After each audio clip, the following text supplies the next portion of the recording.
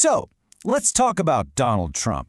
He is, without a doubt, one of the most recognizable and divisive figures of our time. His journey has been pretty wild, taking him from New York real estate to TV stardom and all the way to the White House. Not once, but twice. Whether you love him or you don't, there's really no denying the huge mark he's left on American culture. So let's unpack this story. You know, his life has been described this way, and honestly, it's a perfect fit. These four themes, ambition, spectacle, conflict, and survival, they're just woven through every single chapter.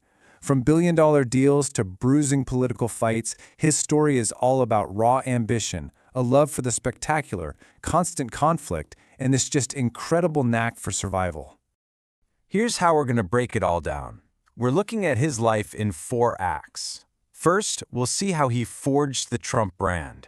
Then, we'll dive into the cycle of boom, bust, and rebirth that really defined his business career. After that, his shocking rise as a political outsider. And we'll finish with his unprecedented return to the presidency. Okay, so Act 1. Our story kicks off in New York. A young Donald Trump joins his father's already successful real estate company, but he has a vision that's going to completely change the family business, and quite literally, etch his name onto the Manhattan skyline. He was born into a world of wealth and ambition, so his path kind of seems set from the start. He goes to the New York Military Academy, then the prestigious Wharton School, and by 1971, he's officially in charge of the family business. But here's the thing. He was really eager to get out of his father's shadow and build his own empire. And this is where you see the huge pivot he made. His dad, Fred, had built a fortune on solid, dependable rental units out in the outer boroughs. But Donald? He saw this cultural shift happening in the 70s and 80s, and he bet everything on super high-risk, high-reward luxury projects right in the heart of Manhattan. For him, it was all about flash, visibility, and prestige. And wow, did that vision become a reality and fast. The Grand Hyatt project in 1980 was a massive win. But the real game changer was the gleaming Trump Tower on Fifth Avenue, finished in 1983. That's what really cemented his reputation. Suddenly, the Trump name wasn't just a business. It was a global brand that screamed wealth and power. But all that explosive growth in the 80s? Well, it was followed by a near-total collapse. And this collapse actually set the stage for one of his most incredible comebacks. Not in business, but in pop culture. I mean, think about the 80s. The Trump brand was absolutely everywhere.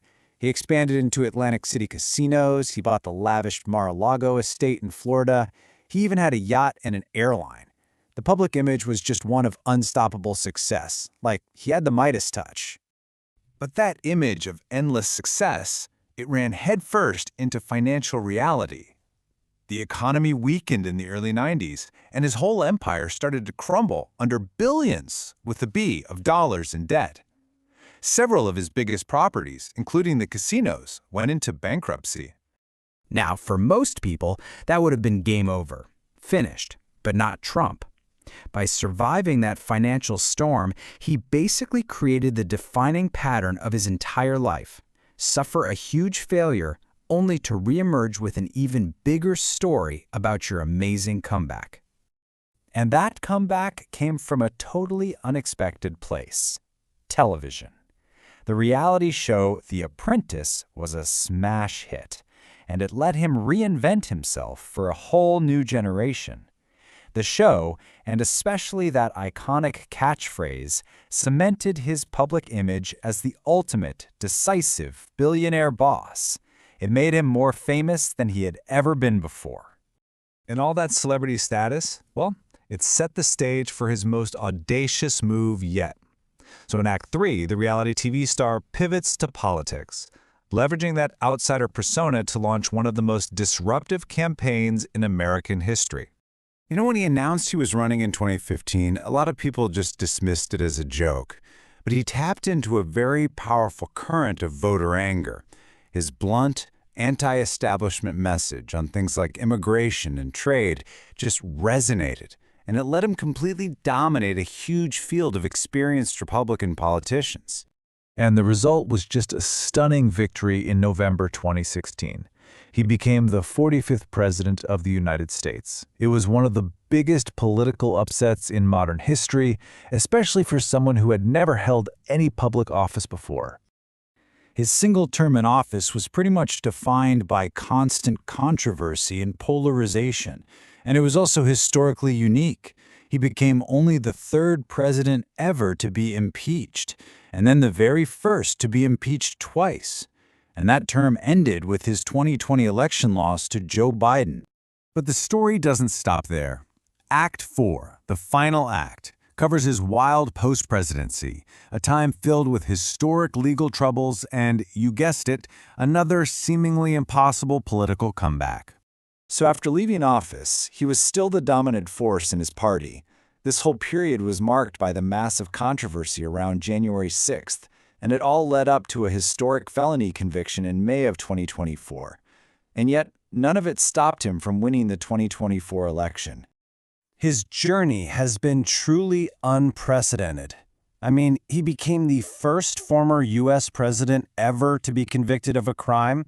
For any other political figure, that would have been career-ending, period. But for Trump, it seemed like the controversy wasn't a roadblock at all. It was more like fuel. His victory in 2024 put him in some extremely rare company. He became only the second president in all of U.S. history to be elected to 2 non-consecutive terms. The only other person to do it was Grover Cleveland, and that was over a century ago. And so, on January 20th, 2025, he was sworn in again, becoming the 47th president. His return to the White House really confirmed that he wasn't just a businessman or a celebrity anymore. He was the central figure of a very real and very durable political movement. And that brings us right up to the present day. At 79 years old, he's back in the Oval Office. When you look at his biography, it's this remarkable mix of incredible wealth, powerful branding, deep controversy, and a unique kind of political resilience that we've really never seen before. From a real estate developer to a 2-time president who came back from defeat and even a criminal conviction, his life has just been this story of constant, dramatic comebacks. It's a story that is simply impossible to ignore, and it leaves us all with one final question.